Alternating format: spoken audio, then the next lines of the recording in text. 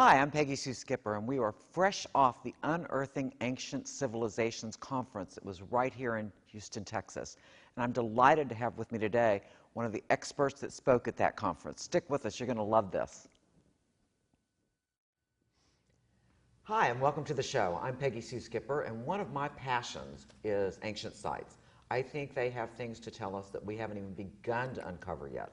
And I'm delighted to have with me today a man who has been studying ancient sites for many years and is the author of two very well-known books. We're going to be talking to Mr. Christopher Dunn today. Welcome, Chris. Thank you. It's glad to be here. Yes. So you've been studying ancient sites for how long? 34 years. Oh, long time. Okay. Yeah. And you're actually an engineer by profession, right? A manufacturing engineer. Okay. So that seems sort of incongruous a bit to me. How do you reconcile being an engineer with studying sites that were created so long ago that engineering maybe wasn't what it is today, right? That's a good question. Normally, when you look at ancient sites, you think of people who are fairly simple. They use simple tools, indigenous people, and certainly not of the engineering quality that we have in modern days. But what I found was that even going back to the early 1900s, engineers were fascinated with the Great Pyramid in Egypt, and they were writing about it, studying it, documenting it. In 1883, William Flinders Petrie published a book, Pyramids and Temples of Giza. And he's the first Egyptologist, or at least the first to actually go there and systematically document what he found in Egypt. Well, he was a surveyor. His father was an engineer, and he consulted with engineers as he did his studies. So his work is very, very interesting.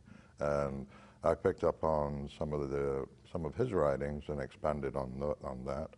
Plus, the focus on the Great Pyramid, while we may think that it doesn't relate to engineering, it is nothing but engineering. Okay. And you know, that's interesting. When you look at how did that happen, right? Right, because of the precision, the geometries, just the act of actually building the Great Pyramid. You would engage engineers, you would engage architects. There probably wasn't any Egyptologists working on the Great Pyramid when it was built, because Egyptology didn't start up until the 1880s. So, not likely. So you would have found engineers on site, not archaeologists or Egyptologists when the pyramid was built. So the relevance is definitely related to engineering. You know, I find that interesting because as I've gotten more familiar with ancient sites, I find that engineers are really fascinated with these things. You think that that's kind of a different science from studying ancient civilizations, and yet you being an engineer, I mean, you've been to these sites, you've actually measured things, and you would say that this is quite an engineering feat, right?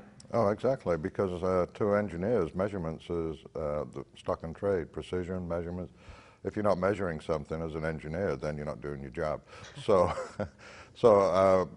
going to Egypt over the last 30 years, I've been taking instruments to, measure some artifacts that are accessible to me. More recently, using digital photography and then computer-aided design software to analyze particular pieces.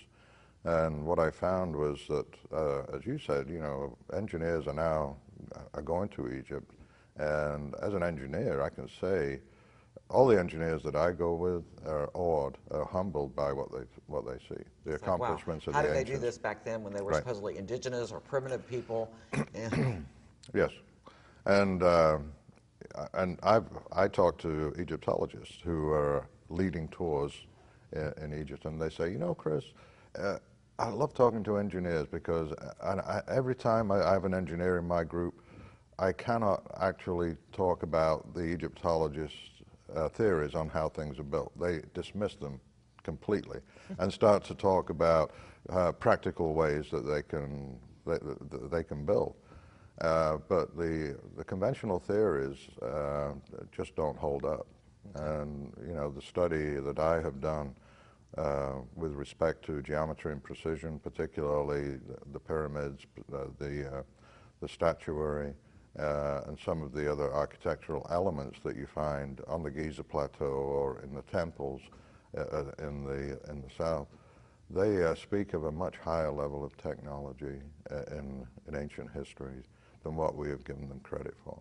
And then I have to ask you, what does that do to your engineer mind? I mean, does that create some difficulty there in reconciling how these may have been built and what they are today? And actually, it's very stimulating to an engineer's mind to go there and puzzle over how they may have accomplished these feats.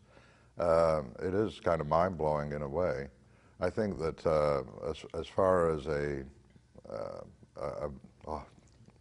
trip or traveling or a destination, Egypt for an engineer would be kind of like the Mecca for engineers, because it has so much to offer that would resonate with them, not just, on both sides of the brain. You have the right and left brain, and I find myself banging on both sides, right. because it's well, not. it's about finding that balance, right? Right. And yeah. it is really, because it is mind expanding in a way, because you have not just the engineering facet, you also have the more spiritual, which is also imparted on the brain as you experience the temples, if you open yourself up. Right.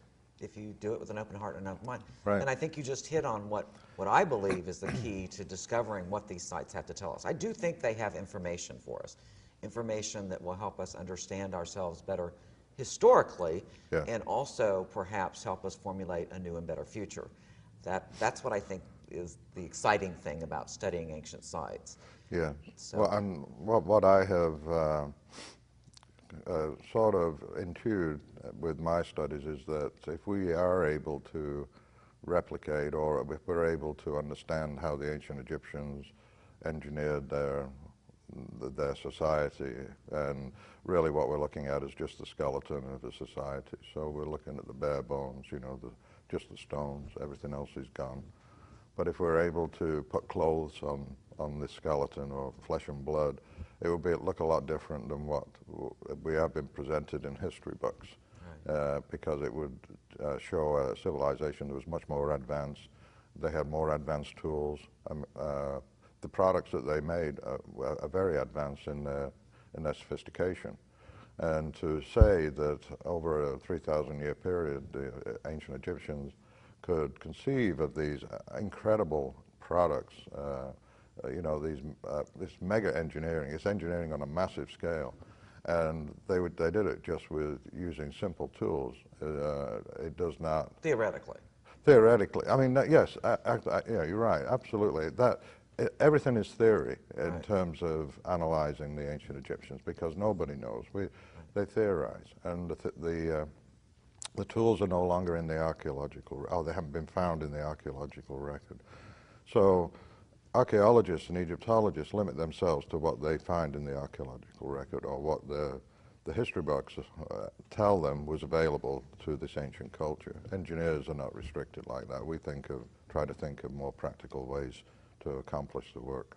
Well, I think that's interesting.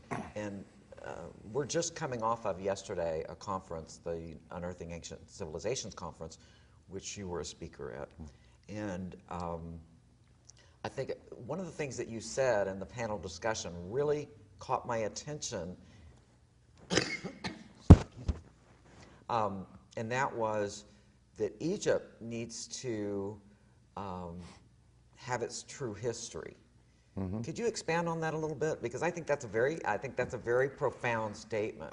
What did you mean by that?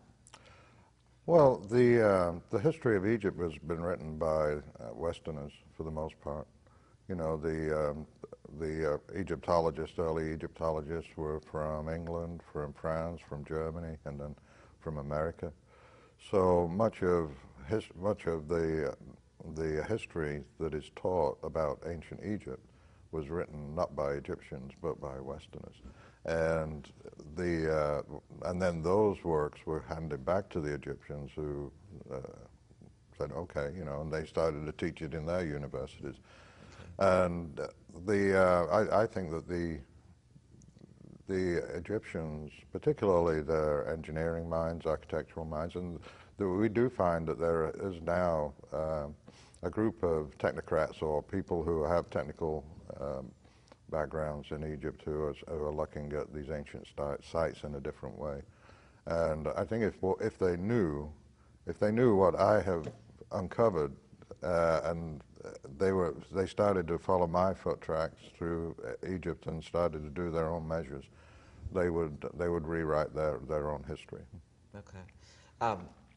And one other thing that you said was that the tools haven't been found, and that's pretty much true with all pyramids around the world, right? They've never really found the tools that created these pyramids, Yeah, which is kind of interesting in itself, right? Right. I mean, where are you going to look for them? I mean, that's the question that came up in the conference yesterday. Where would you go look for them, find them? I don't know. Where are the tools that built the Hoover Dam? All the tools that manufactured the camera in this studio. I mean, the tools exist, or we know they exist because we know the kind of tools that it takes to create these things. But we've never seen them. Okay. It does seem odd, though. It seems like in any culture, I mean, you look at even Native American cultures, you know, you go to digs and you find the spearheads, or you find traces of tools. And it seems to me like that there would be some trace of a tool somewhere at some pyramid. Yeah, and I think that's where you actually start to consider more seriously the time period when the pyramids and the temples were built, because of the time that it would be necessary for materials to degrade or to erode and just blow away. My personal opinion is that there was a massive change, earth changes in the past, and that the tools are buried under the sea somewhere or under the sand in the Sahara, we don't know, or those that were left above ground were eroded, were carried away, used for other purposes. But just a few thousand years would see any metals or ferrous materials erode.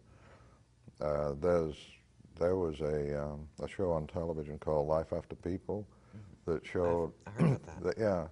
if people were taken off the planet, how soon our civilization, what we have, would actually be absorbed into the planet's.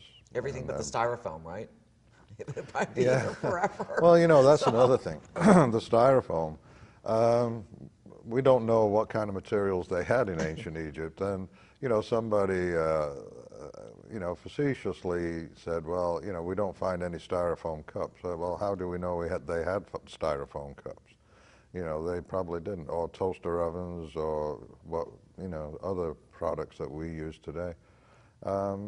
We don't know. I mean, there's so much that was lost. Right. Okay, we're going to take a break in just a second, and then come back, and I want to talk about your two books, Giza Power, which came out when? That was 1998. 1998, and then your latest book, Lost Technologies of Ancient Egypt, which we have a copy of here, and we'll discuss that in the next half. Okay. Okay, stick with us. We'll be right back with Christopher Dunn.